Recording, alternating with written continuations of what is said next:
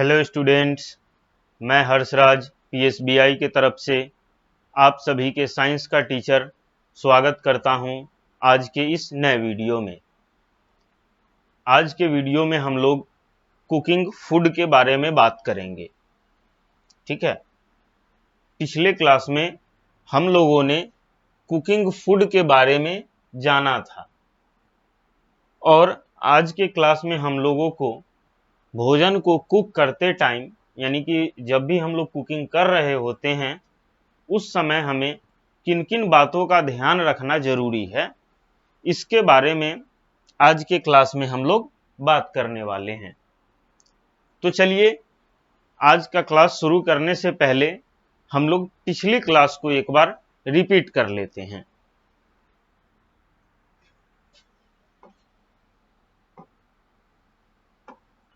तो हमारा टॉपिक था ये कुकिंग फूड। अब इसके नाम से तो आप लोग समझ ही गए होंगे कि इसमें भोजन को पकाने के बारे में हम लोग बात करेंगे। ठीक है, तो इसमें हम लोगों ने जाना था कि some food stuff can be eaten raw while some others need to be cooked.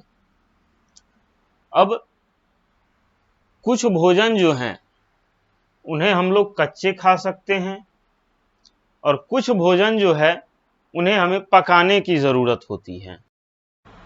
तो कुछ भोजन की पकाने की जरूरत पड़ती है। जैसे हम लोग ये समझ सकते हैं कि हमारा फूड जो है वो क्या होता है, दो टाइप से हम लोग खाते हैं। ठीक है, पहला टाइप क्या है, तो रॉ ईटेन। हम लोग एक तरीका तो ये है कि हम इसे कच्चा ही खा जाएं, बिना कुक किए हुए, बिना पकाए हुए। कच्चा कैसे खाएंगे, तो कुछ फूड आइटम्स होते हैं जिन्हें हम लोग कच्चा में खा सकते हैं, जैसे कैरोट, रेडिश, कैरोट, रेडिश, उसके बाद क्या ले लें हम लोग, तो कुकुम्बर, COCUMBER, कुकुम्बर, खीरा, गाजर, मूली, ये सभी जो है इन्हें हम लोग कच्चा खा सकते हैं, रॉ ईटेन, यानी कि इसको पकाने की जरूरत नहीं पड़ती है। दूसरा तरीका है कि हम लोग भोजन को पका के खाते हैं, कुक्ड, यानी कि हम लोग भोजन को पका के खाते हैं, कुक्ड यानी कि पकाते हैं। ठीक है, तो पकाने वाले भोजन हमारे कौन कौन से हो जाएंगे, तो राइस हो जाएगा, पल्स हो जाएगा, पोटैटो हो जाएगा। ये सभी जो फूड आइटम्स हैं इन्हें हम लोगों को पकाने की जरूरत पड़ती है। आई बात समझ में, इन्हें हम लोगों को पकाने की जरूरत पड़ती है। आई बात समझ में यहां पे। चलिए,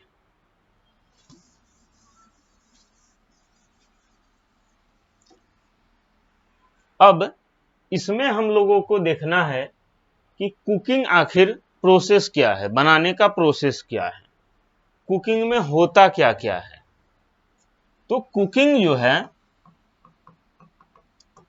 ये क्या करता है, पहली चीज तो ये क्या करता है, किल जर्म्स, यानी कि हमारे भोजन में जितने भी जर्म्स होते हैं उन्हें कुकिंग के द्वारा किल कर दिया जाता है, मार दिया जाता है। उसके बाद दूसरी चीजें क्या करती है कि यह फूड को, जो हमारा भोजन है उसको कुकिंग जो है क्या कर देती है, सॉफ्ट कर देती है। जैसे अगर हम लोग चावल को उबालते हैं, चावल को पकाते हैं, तो चावल जो है क्या हो जाता है, सॉफ्ट हो जाता है। तो यही करता है कुकिंग।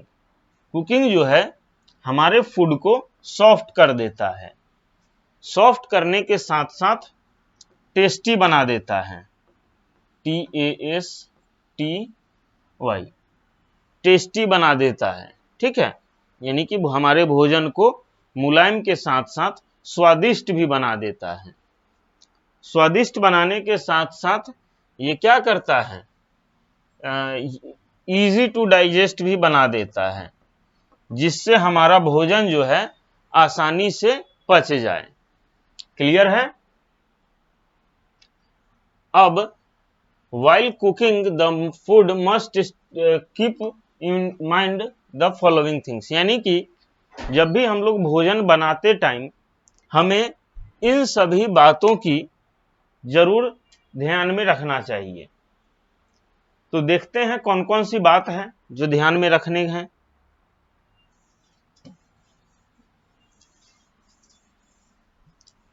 तो सबसे पहली बात है, wash all raw food stuff well before cooking to remove dust and germs.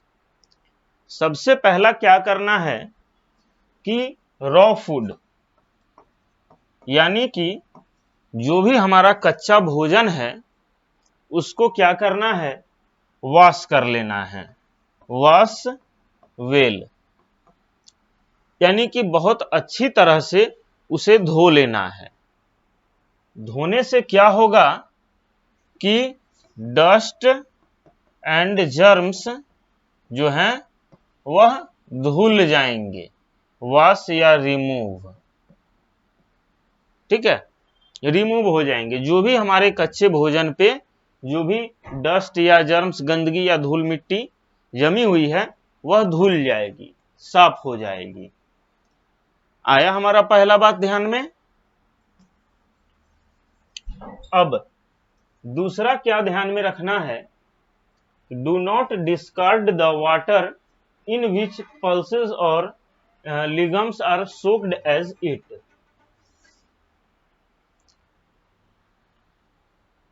अब दाल में जो भी दाल वगैरह पकती हैं उनका पानी जो है फेंके नहीं, क्योंकि जितने भी प्रोटीन्स होते हैं, विटामिन्स होते हैं, वे सारे के सारे उसी पानी में होते हैं। तो दाल को तब तक पकाते रहना चाहिए जब तक कि वह पानी खुद सोख ना ले। आई बात समझ में?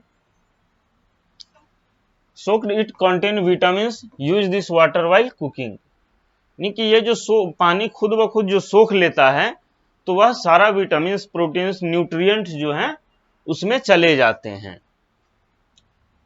अब आता है हमारा wash fruits and vegetables before they are cut. Food और फ्रूट्स एंड वेजिटेबल्स यानी कि जो भी फल और सब्जियां हम लोग बनाने के लिए काटते हैं उन्हें हमें काटने से पहले धो लेना है। बिफोर दे आर कट, काटने से पहले धो लेना है उसे अच्छे तरीके से। They lose their nutrients if washed after cutting. तो आखिर ऐसा क्यों है कि हमें पहले धो लेना चाहिए? क्योंकि जब हम लोग काट के उस सब्जी या फल को धोने जाएंगे तो जो भी न्यूट्रिएंट्स हैं वह सारे के सारे धुल जाएंगे। आई बात समझ में? चलिए, when boiling use just enough water to ensure the nutrients of the sorbed by the food are not wasted। जब भी हम किसी चीज को, किसी फूड को बॉयल कर रहे हैं, फूड को बॉयल कर रहे होते हैं, तो हमेशा इस बात का ध्यान रखना चाहिए कि इतना ही पानी रखें कि उसमें का जो न्यूट्रिएंट्स है, हमारे जो फूड आइटम का न्यूट्रिएंट्स है वह वेस्ट ना हो जाए। आई बात समझ में? चलिए, डू नॉट ओवर कुक और रीहीट फूड। भोजन को ओवर हीट नहीं करना चाहिए, ज्यादा गर्म करके नहीं पकाना चाहिए। ठीक है?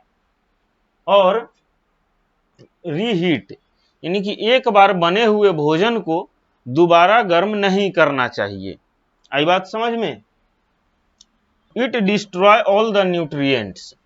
इससे क्या होगा कि जितना भी न्यूट्रिएंट्स है वह सारा न्यूट्रिएंट्स डिस्ट्रॉय हो जाएगा। Food can be cooked in different way, steaming idli, frying porridge, roasting meat, boiling egg and baking cake. भोजन जो है बहुत सारे तरीकों से बनाया जाता है, जैसे स्टीम करके इडली बनाते हैं, फ्राई करके पूरी बनाते हैं, रोस्ट करके मीट बनाते हैं, बॉयल करके एग बनाते हैं, बेक यानी कि पकाते हैं केक को। तो ये हमारा कुकिंग फूड यहीं पे खत्म होता है। बाकी हम लोग अगले क्लास में मिलते हैं।